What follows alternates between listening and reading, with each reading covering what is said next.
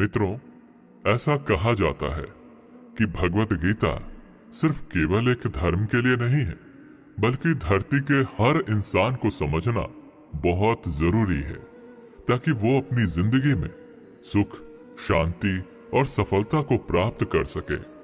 भगवत गीता में कुल 18 अध्याय हैं और इन 18 अध्यायों में कुल 700 श्लोक हैं, जिसके प्रत्येक पंक्ति को पढ़ पाना हर व्यक्ति के लिए मुश्किल हो सकता है। इसलिए हम आज की इस बेहद ही खास वीडियो में भगवत गीता के 111 महत्वपूर्ण विचारों को लेकर आए हैं, जिसे बेहद ही आसान और सरल भाषा में आपको समझाने की कोशिश करेंगे। और इन विचारों को हर दिन सुनने से आपके जीवन की वर्तमान और भविष्य की सभी समस्याओं का निवारण किया जा सकता है। अगर आप इस वीडियो का फायदा अधिक से अधिक लेना चाहते हैं तो इस वीडियो को पूरा अंत तक जरूर देखें। तो चलिए इन सबसे शक्तिशाली 111 विचारों को जानते हैं और अपने जीवन में अनुकरण करने की कोशिश करते हैं। 111। जिस तरह से प्रकाश की ज्योति अंधेरे में चमकता है, ठीक उसी तरह से ज्ञान की ज्योति भी चमकती है। इसलिए मनुष्य को हमेशा सत्य की राह पर ही चलना चाहिए। 110। श्री कृष्ण कहते हैं कि इस धरती के हर मनुष्य को अपने कर्म के फल की चिंता किए बिना, उसके परिणाम की चिंता ना करते हुए, बिना किसी लोभ लालच के निष्पक्ष होकर और निस्वार्थ भाव से अपने कर्तव्यों का पालन करते ही रहना चाहिए। 109। जिस तरह से हम पुराने वस्त्र को त्याग कर नए वस्त्र को पहनना शुरू कर देते हैं और पुराने वस्त्र के बारे में सोचते तक नहीं है, ठीक उसी प्रकार से हमारी आत्मा के लिए हमारा शरीर भी कभी एक पुराने वस्त्र की तरह ही हो जाएगा और हमारे शरीर को त्याग कर वो किसी दूसरे शरीर में चला जाएगा, जैसे वो किसी नए वस्त्र को धारण करने के लिए चला गया हो। 108। जिस मनुष्य के अंदर ईश्वर में श्रद्धा नहीं होती और साथ ही साथ ज्ञान की भी कमी होती है, उस मनुष्य को जीवन में कभी भी आनंद और सफलता की प्राप्ति नहीं हो सकती। 107। जब कोई समझदार व्यक्ति किसी संबंध को निभाना छोड़ देता है तो समझ लेना उसके आत्मसम्मान को कहीं ना कहीं या कभी ना कभी ठेस अवश्य पहुंची है। 106। हमें छोड़कर कोई अन्य क्या कर रहा है, कैसे कर रहा है और क्यों कर रहा है, इन सभी बातों से हम अपने आप को जितना दूर रखेंगे उतना ही हम खुश रहेंगे और इतना ही नहीं, हमारे मन को शांति भी मिलेगी। 105।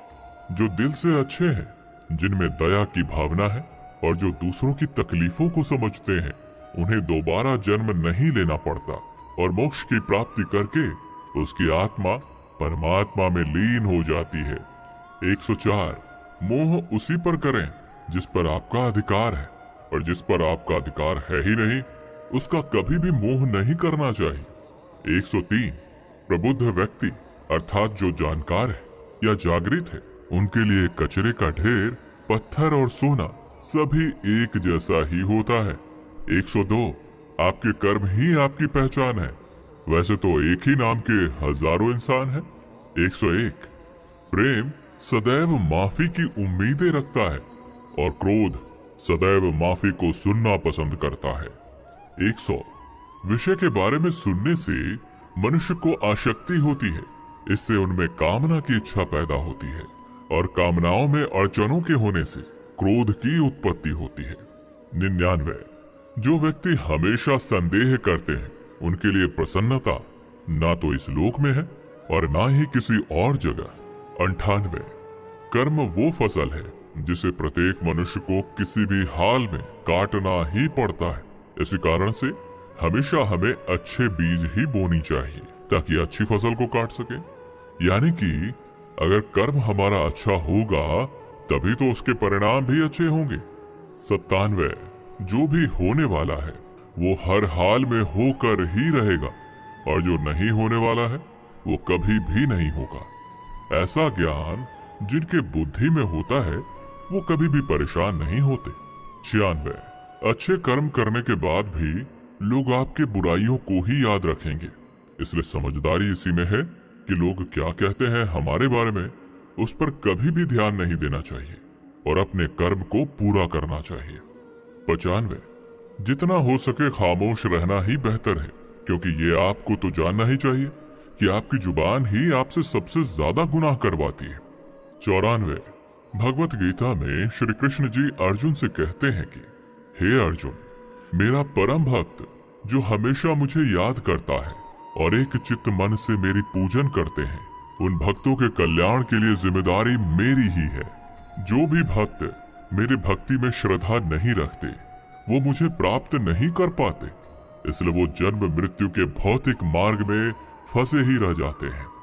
92, जो व्यक्ति आपके शब्दों को महत्व नहीं देते हैं उनके लिए मौन बने रहना ही सबसे बड़ा उत्तर है। 91, या तो वक्त के साथ बदल जाओ या वक्त को ही बदल दो, लेकिन हाँ, अपनी मजबूरियों को कोसना बंद करो और हर हाल में चलना सीखो। 90, किसी काम की चिंता करना तो ठीक है, लेकिन वो चिंता इतना भी नहीं होना चाहिए कि वो काम को ही बिगाड़ कर रख दे। 89, आप किसी कार्य को अच्छी नियत से करते हैं तो वो काम कभी व्यर्थ नहीं जाता और उसका फल आपको अवश्य ही मिलता है। 88, श्री कृष्ण जी कहते हैं कि आप अगर ये सोचो कि आपका भाग्य मैं बनाता हूं तो ये गलत है, क्योंकि मनुष्य अपने भाग्य का जिम्मेदार स्वयं खुद ही होता है। 87, तुम ऐसा कभी नहीं सोचो कि मनुष्य अच्छा या बुरा होता है, बल्कि ये सोचो कि उसके कर्म अच्छे या बुरे होते हैं, क्योंकि मनुष्य के जैसे जैसे कर्म होंगे वैसे वैसे ही उनको फल की प्राप्ति होती है। तुम्हें केवल अपने कर्म करने का अधिकार है, लेकिन तुम अपने कर्म के फलों के अधिकारी नहीं होते। तुम्हें कभी भी अपने आप को अपने कर्मों का फल नहीं मानना है और ना ही कर्म को ना करने में आसक्त हो जाओ। और सही कर्म वे नहीं है जिसके परिणाम हमेशा सही होते हैं, जबकि सही कर्म तो वो है जिसका उद्देश्य कभी गलत ना हो। 86, संसार में कोई भी व्यक्ति सर्वगुण संपन्न नहीं होता और इसलिए कुछ कमियों को नजरअंदाज करके रिश्तों को बनाए रखें। 85, किसी व्यक्ति को पूर्ण समझ के उसकी जीवन शैली को नकल करके जीवन जीने से बेहतर है कि सबसे पहले तो अपने आप को पहचानो, भले ही आपको अपूर्ण रूप से जीना पड़े। 84, जब आपको आपका भविष्य धुंधला सा लगता है तब वर्तमान में अपने ध्यान को केंद्रित करना ज्यादा बेहतर होगा। 83, कोशिश कर, हल निकलेगा, आज नहीं तो कल अवश्य निकलेगा।